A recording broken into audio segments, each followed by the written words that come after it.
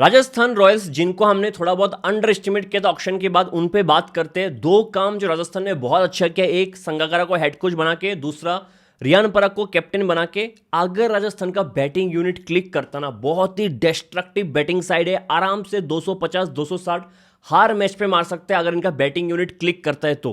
Playing 12 जो होगा वो होगा जयसवाल के साथ ओपनिंग करेगा वैभव सूर्यवंशी, नंबर 3 पे हेटमेयर, 4 पे रियान पराग, 5 पे जुरेल, 6 पे डोनोवन फेरेरा, 7 पे जडेजा, 8 पे सैम करन, 9 पे जोफ्रा आर्चर, 10 पे रवि बिश्नोई, 11 पे सुशांत मिश्रा और 12 पे संदीप शर्मा। बैटिंग डेप्थ तक देख लो, 9 पे आर्चर आता है, 9 तक बैटिंग है। बॉलिंग ऑप्शंस भी 8 है, Sandeep Sharma, Sushant Mishra, Ravi Bishnoi, Archer, Sam Curran, Jadeja. Ferreira आपको 2 ओवर दे सकता है, आपको रियान पराग 2 ओवर दे सकता है। आउटस्टैंडिंग डेप्थ है बैटिंग पे भी बॉलिंग पे भी, ठीक है। मैं हेटपेयर को नंबर 3 पे क्यों रखा हूं उस पर थोड़ी देर बाद बात करते। पहले पावर प्ले बैटिंग के बारे में बात करते। जयसवाल बेहतरीन फॉर्म में, अगर करंट फॉर्म देखो, इस साल स्मैट में 145 रन, 48 के एवरेज और 168 का स्ट्राइक रेट था, एक सेंचुरी भी आया था, ठीक है। India versus south Africa ODI series में एक सेंचुरी आया था और रणजी भी 83 के स्ट्राइक रेट से बैटिंग किया है। पिछले सीजन आईपीएल में भी 559 रन आया था 160 के स्ट्राइक रेट के साथ। और जायसवाल के दिमाग में होगा कि सब कुछ होके भी वो वन फॉर्मेट प्लेयर बन के रह गया इंडिया के लिए। उसको तीनों फॉर्मेट खेलने हैं, 2028 ओलंपिक, 2028 टी20 world cup, in fact 2027 ODI world cup को भी वो टारगेट करेगा, तो एक हंगर रहेगा तो अच्छा करेगा। दूसरा ओपनर वैभव सूर्यवंशी, जिसके लिए अक्सर कहा जाता है कि सिर्फ वीक बॉलिंग यूनिट को ही मारता है। शायद गुजरात का बॉलिंग वीक था पिछले सीजन, और शायद अंडर 19 वर्ल्ड कप में भी बॉलिंग बहुत ही वीक था, इसलिए इतना मारा होगा, ठीक है। मतलब क्या ही बोलूं मैं लोगों के बारे में। इस अंडर 19 वर्ल्ड कप में 439 रन मारा है with strike rate of 169। ODI format में 169 का स्ट्राइक रेट। फाइनल का परफॉर्मेंस तो आपको याद ही है, 80 बॉल पे 175।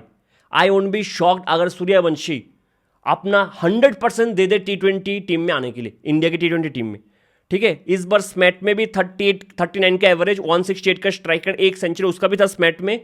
विजय हजारे जो 50 ओवर का फॉर्मेट है, उस पर 235 के स्ट्राइक रेट से बैटिंग किया। 235, आपको तो अरुणाचल प्रदेश वाला मैच याद ही होगा जहां पे 84 बॉल पे 190 बनाया था। अगर ये बंदा 14 में से 5-6 मैच पे भी अच्छा खेलेगा ना, लंबा खेलेगा, तो अकेले दम पे मैच जीता देगा आरआर को। पावर प्ले का जो तीसरा बैट्समैन वो शेमरॉन हेटमेयर। मैंने हेटमेयर को 3 पे इसलिए रखा, आपने देखा होगा पिछले सीजन जब वो 6-7 पे आ रहा था, उससे फिनिश हो नहीं रहा था। डेथ ओवर्स पे हेटमेयर स्ट्रगल कर रहा था, और जब से डेरेन सेमी ने उसको नंबर 3 पे प्रमोट किया, वो अलग ही बैट्समैन हो गया।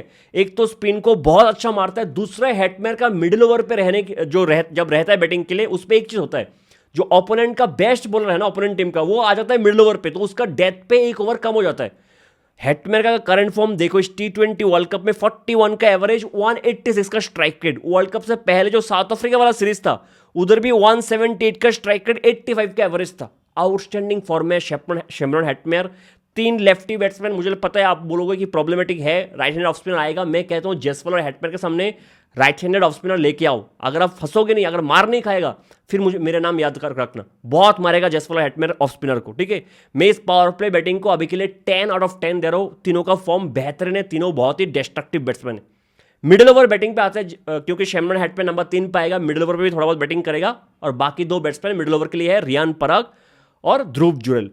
रियान पराग मतलब पिछले सीजन आईपीएल में ठीक ठाक किया था, इस बार तो कैप्टन ने बहुत अच्छा करेगा। उसका जो बेस्ट सीजन आया था आईपीएल में, वो नंबर 4 पे आया था, तो मैंने इसको नंबर 4 पे रखा है।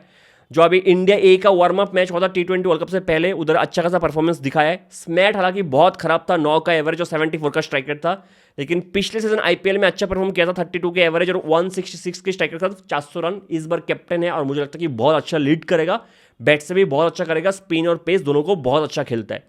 मिडिल ओवर का जो तीसरा बैट्समैन है वो ध्रुव जुरेल। मुझे लगता है कि ध्रुव जुरेल को एक स्पेसिफिक रोल मिलना चाहिए, कि हम तुमसे एक्सपेक्ट करते हैं और तुम चाहे सिचुएशन जो भी हो उधर जाके उस पोजीशन में जाके ऐसे ही बैटिंग करोगे। जो दिनेश कार्तिक ने जितेश शर्मा के साथ किया है ना, वो शायद संगाकारा को ध्रुव जुरेल के साथ करना चाहिए। क्योंकि अगर आप ध्रुव जुरेल के डोमेस्टिक पे कोई भी फॉर्मेट पे परफॉर्मेंस उठा लो, वो हमेशा अच्छा करता है, हमेशा। लेकिन लास्ट ईयर जो प्रॉब्लम था ध्रुव जुरेल के साथ, पता नहीं क्यों ये था, उसको लगता था कि गेम को डीप लेके जाऊंगा, फिर लास्ट पे मारूंगा कैलकुलेट करके, लास्ट पे मार नहीं पा रहा था। हालांकि परफॉर्मेंस खराब नहीं था, अगर आप स्टैट्स देखोगे लगेगा बहुत अच्छा किया है, लेकिन हम सबको पता है ध्रुव जुरेल से एक मैच भी ठीक से फिनिश नहीं हो पा रहा था। लेकिन इस बार विजय हजारे में 93 का एवरेज, 123 का स्ट्राइक रेट से 558 रन बनाए। IPL 2025 का स्टेट्स देखो 37 का एवरेज, 156 का स्ट्राइक रेट बहुत अच्छा है, एवरेज बहुत अच्छा है, लेकिन जो काम उसको मिला था, जो रोल उसको मिला था, वो उसको फुलफिल नहीं कर पा रहा था। मैं उम्मीद करता हूँ ध्रुव जुरैल को एक स्पेसिफिक रोल मिलेगा और उस रोल को उसको उसी इंटेंट के साथ बैटिंग करना पड़ेगा। अभी के लिए मैं इनकी मिडिल ओवर बैटिंग को 8 आउट ऑफ 10 दे रहा हूँ। थोड़ा बहुत क्वेश्चन मार्क है ध्रुव जुरैल के स्ट्राइक के साथ मिडिल ओवर्स पे, और थोड़ा बहुत रियान पराग का क्योंकि स्मैट में फॉर्म खराब है, इसलिए मैंने अभी के लिए मिडिल ओवर बैटिंग को 8 आउट ऑफ 10 दिया। फिनिशर्स पे आते हैं। इनके पास नीतीश राणा एक बैट्समैन था पिछले सीजन, उन्होंने जाने दिया, ट्रेड किया और डोनोवन फेरेरा को लेकर आया, जो मेरे हिसाब से मास्टर स्ट्रोक है। फेरेरा को मैंने सुना है बहुत लोग बहुत हाई रेट करते हैं as a finisher T20 format में। साउथ अफ्रीका ने ऑब्वियसली उनको मिस किया है इस वर्ल्ड कप में क्योंकि इंजर्ड हो गया था वर्ल्ड कप से पहले, लेकिन फेरेरा का ना उस हिसाब से परफॉर्मेंस नहीं आया। मैंने ऐसे T20 फॉलो किया इस बार, उधर परफॉर्मेंस अच्छा नहीं था। 17 का एवरेज था, 171 का स्ट्राइकर था। स्ट्राइकर ठीक ठाक है, बहुत अच्छा है, लेकिन एवरेज एज ए फिनिशर आपका कम से कम 25 से 25-30 तो होना ही चाहिए। उसके बाद इंडिया के अगेंस्ट जब इंडिया में खेलना आया था T20 वर्ल्ड कप से पहले, उधर भी एवरेज सिर्फ 18 का था और शायद तीनों मैच पे स्पिनर्स के अगेंस्ट आउट हुए। तो मैं तो श्योर हूं जब जैसे फेरेरा आएगा डेथ पे, ओपोनेंट टीम अपना बेस्ट स्पिनर का एक ओवर बचा के रखेगा फेरेरा के लिए। उधर फेरेरा क्या करेगा मुझे देखना है। उसके बाद उनके फिनिशर्स पे है जडेजा और Sam Curran.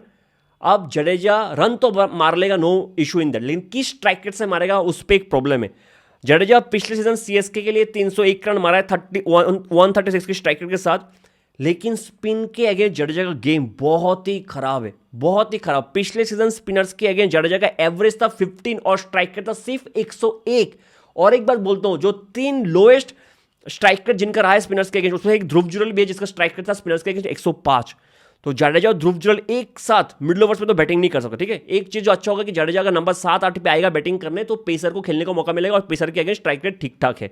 Sam Curran 1 second as a floater आप यूज कर सकते हो इस टीम पे। इस T20 वर्ल्ड कप में स्ट्राइक रेट कम ही था, 120 का स्ट्राइक रेट था। 1 सेकंड स्पिन के अगेंस्ट सैम करन भी ज्यादा बहुत मारता नहीं है, ठीक है। आर्चर आके डेथ पे बहुत अच्छा हिटिंग कर सकते हो। बैटिंग डेप्थ बहुत अच्छा है, डिपेंड करता है कि फेरेरा किस फॉर्म में आएगा, ठीक है। ध्रुव जुरैल किस इंटर के साथ बैटिंग करेगा और जडेजा और सैम करन कैसे खेलेगा। अभी के लिए मैं इनकी फिनिशर्स को 7.5 आउट ऑफ 10 दे रहा हूँ। थोड़ा बहुत कमियां मुझे नजर आ रहा है। फिर क्वेश्चन यही है कि आप हेटमेयर का करंट फॉर्म देके हेटमेयर को एज ए फिनिशर का रोल दोगे, ध्रुव जुरैल को नंबर 3 पे भेजोगे, यू कैन डू इट। फिर दोनों का वीकनेस एक्सपोज हो रहा है। ध्रुव जुरैल अगर मिडिल पे आएगा 3 पे तो स्पिनर्स के अगेंस्ट स्ट्राइक रेट बहुत कम है, और हेटमेयर अगर 6 पे आएगा या 7 पे आएगा तो उसका पिछले सीजन हमने देखा है एज ए फिनिशर ज़्यादा खास गया नहीं है ना। जब से नंबर 3 पे आया तब से अच्छा कर रहा है, जैसे टीम डेविड ऑस्ट्रेलिया के नंबर 4 पे जब से आ रहा है तब से अच्छा कर रहा है, ठीक है। अभी के लिए मैं इनकी फिनिशर्स को 7.5 आउट ऑफ 10 दे रहा हूँ। लेकिन राजस्थान ने जो एक काम किया है ना, इनके जो बैटिंग में बैकअप है वो बेहतरीन है। एक रवि सिंह, मैं तो कहता हूँ अगर ध्रुव जुरैल टुक टुक करता है, स्पिन को अच्छा नहीं खेलता है, मिडल पे टाइम लेता, तो रवि सिंह उसको रिप्लेस करना चाहिए तुरंत। इस बार रेलवेज के लिए स्मैट में 218 रन बनाया, 36 का एवरेज, 173 का स्ट्राइक रेट। इनफैक्ट विजय हजारे में भी 124 की स्ट्राइक रेट से बैटिंग किया, ब्रिलियंट। मैं उम्मीद करो रवि सिंह कम से कम कुछ मैचेस खेलेगा, अगर एज एन इंपैक्ट बैट्समैन भी आएगा तो। दूसरा और एक बैट्समैन जो है बैकअप पे वो है अमन राव, जिसका विजय हजारे में बंगाल के अगेंस्ट 200 रन था, 200 रन। और उस बंगाल की बॉलिंग लाइनअप पे मोहम्मद शमी था, आकाशदीप था, मुकेश कुमार था, शहबाज अहमद था, जिसमें 3 पेसर इंडिया का ऑलमोस्ट, मतलब मुकेश भी बहुत लंबे टाइम तक इंडिया के टेस्ट स्कीम ऑफ थिंग्स पे था। मोहम्मद शमी तो लेजेंड है, और फिर आकाशदीप अभी भी हमारे test scheme of things one of the best bowler है। उन अच्छे बॉलिंग लाइनअप के अगेंस्ट विजय हजारे में 200 मारा है अमन राव ने, ठीक है। तो मतलब बैटिंग बैकअप अगर देखो, उसके बाद शुभम दुबे, हालांकि शुभम दुबे को बहुत ज़्यादा रेट किया जाता है, अभी तक उतना परफॉर्मेंस आया नहीं है। और उनके पास प्रेटोरियस है जो टॉप ऑर्डर का एक बहुत अच्छा बैट्समैन साउथ अफ्रीका। तो मैं इनकी बैटिंग बैकअप को सॉलिड 10 आउट ऑफ 10 दे रहा हूँ। और मैं उम्मीद करता हूँ कि टॉप ऑर्डर में से अगर कोई भी खराब करेगा, जुरैल हो, जडेजा हो, हाँ जडेजा को रिप्लेस नहीं कर पाओगे, ऑलराउंडर है। इन्होंने एक गलती किया कि ऑलराउंडर ज़्यादा खरीदा नहीं है इन्होंने, लेकिन मैं उम्मीद कर रहा हूँ कि रवि सिंह शायद आपको खेलते हुए नजर आएगा और बहुत अच्छा करेगा, ठीक है। तो बैटिंग यूनिट अगर इनका क्लिक करेगा ना, जायसवाल, सूर्यवंशी, हेटमेयर, रियान पराग, ध्रुव जुरैल, फेरेरा, अगर ये 6 बैट्समैन क्लिक करता है तो शायद जडेजा और सैम करन की बैटिंग की जरूरत भी नहीं होगा। टू बी वेरी ऑनेस्ट, जरूरत भी नहीं होगा, हर चीज कवर हो जाएगा। बहुत डिस्ट्रक्टिव बैटिंग लेना है अगर सब अपने पोटेंशियल पे खेलता है तो। अब बॉलिंग के बारे में बात करते हैं। पावर प्ले में उनके लिए बॉलिंग करेगा Jofra Archer, Sushant Mishra. Question आपका हो सकता है कि क्यों मैंने सुशांत मिश्रा को चुना है, और शायद एक ओवर सैम करन डाल दिया, फिर संदीप शर्मा डाल दे पावर प्ले में। कमिंग बैक टू आर्चर, पहले आर्चर के बारे में बात करते हैं। बहुत ही लव एंड हेट रिलेशनशिप रहा है मेरा आर्चर के साथ। आर्चर जब अच्छा करता है, जब फॉर्म पे होता है, जब उसका रिदम चलता है, उसका मतलब जब वो भागता है ना रनअप से, पता लगता है कब उसका रिदम है। तो ही इज आउटस्टैंडिंग, आपको प्यार हो जाएगा फास्ट बॉलिंग से।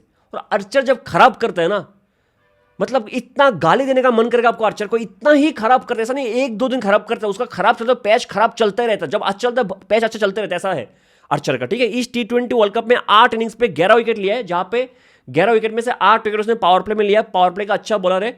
डेथ के बारे में जब बात करूंगा तब बोलूंगा कि आर्चर का प्रॉब्लम क्या है, ठीक है।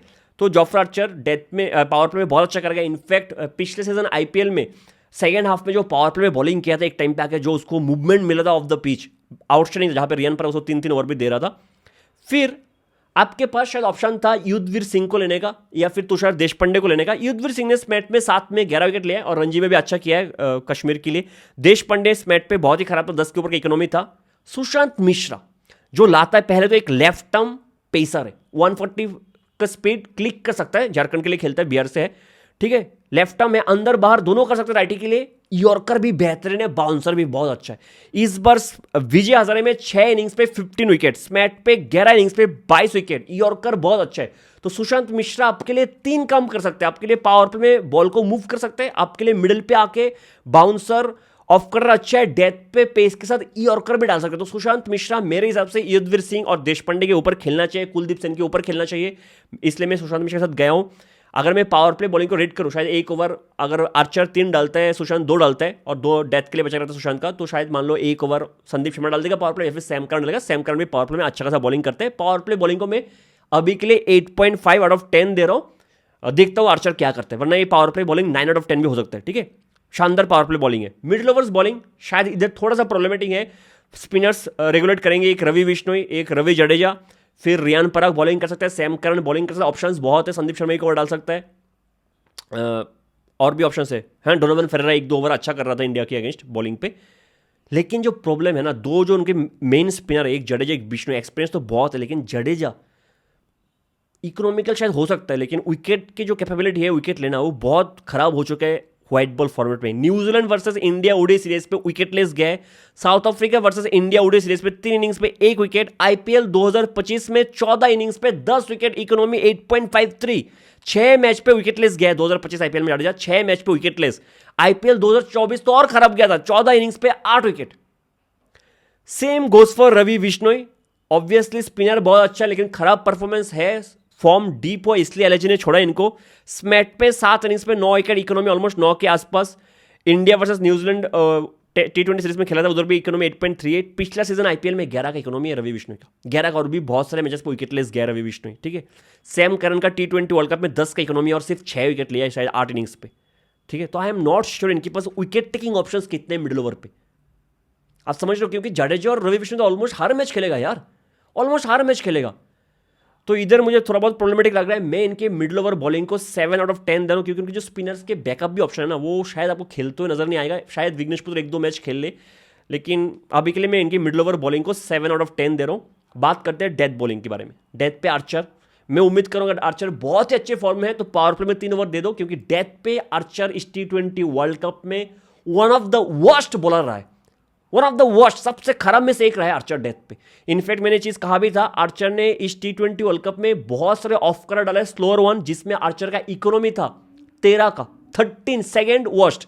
बुमराह का इकोनॉमी 6 के नीचे था स्लोअर वंस पे। अब याद रखना, आर्चर डेथ पे बहुत खराब बॉलिंग किया, यॉर्कर उस तरह से एग्जीक्यूट बिल्कुल नहीं हो रहा है। आपको याद ही होगा सेमीफाइनल जहाँ पे तिलक वर्मा ने डेथ पे 3 छक्का मारे थे एक ओवर में, फिर एक यॉर्कर के लिए बोल्ड किया था। Sandeep Sharma, the most underrated gem of Indian cricket of IPL history, इस साल स्मैट पे 7 इनिंग्स पे 13 विकेट, इकोनॉमी 7.3 का, ब्रिलियंट इकोनॉमी है। जिस हिसाब से रन इस बार स्मैट पे बनाए, उस हिसाब से बहुत बढ़िया इकोनॉमी है, हमेशा अच्छा करता है। और मैं उम्मीद कर रहा हूँ कि संदीप शर्मा कम से कम 2, ज़्यादा से ज़्यादा 3 ओवर डेथ पे डाल दे, ठीक है।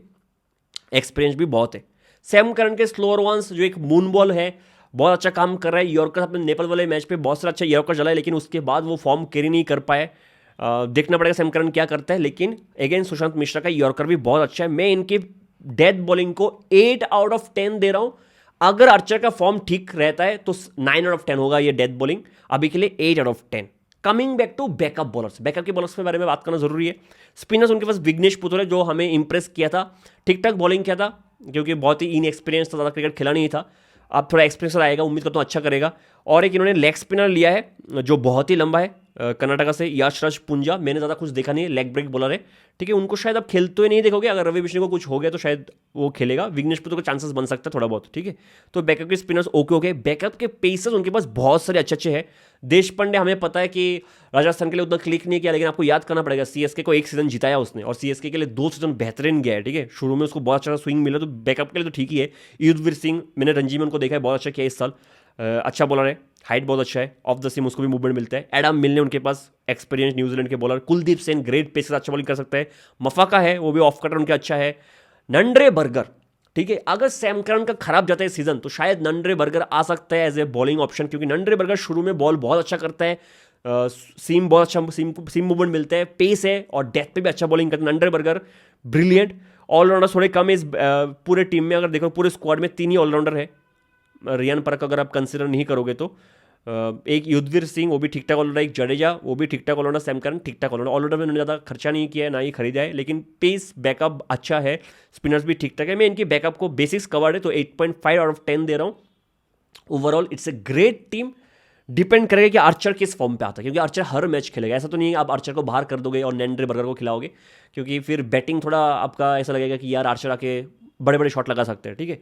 दूसरा, जडेजा और रवि बिश्नोई, एक्सपीरियंस बहुत है, लेकिन क्या विकेट टेकिंग एबिलिटीज़ है अभी इतना, ठीक है, वो कैसे करेंगे। मिडिल ओवर्स मुझे सबसे मेजर प्रॉब्लम लगा है, मिडिल ओवर बॉलिंग, उधर क्या विकेट ले पाएंगे उसमें एक प्रॉब्लम है। मुझे लगता है कि पावर प्ले बॉलिंग सॉर्टेड है, डेथ बॉलिंग फिर भी संदीप शर्मा मैनेज कर लेगा, मिडिल ओवर बॉलिंग एक प्रॉब्लम है। और ध्रुव जुरैल किस इंटेंट के साथ खेलेगा और फेरेरा क्या स्पिन को अच्छा खेल पाएगा, उसमें मुझे थोड़ा सा डाउट है। वरना अगर ये टॉप ऑर्डर चला, अगर टॉप के 4 भी चला ना, जायसवाल, सूर्यवंशी, हेटमैर और रियान परग 4 भी चला, तो ये टीम बहुत अच्छा कर सकता है, ठीक है। टॉप 4 में बहुत डिपेंडेंट है ये टीम। तो मेरे हिसाब से all the best Rajasthan Royals. मुझे लगता है कैप्टन बहुत अच्छा करेगा और शायद बेटर ही करेगा राजस्थान इस बार। मिलते हैं अगले वीडियो में, तब तक के लिए जय हिंद।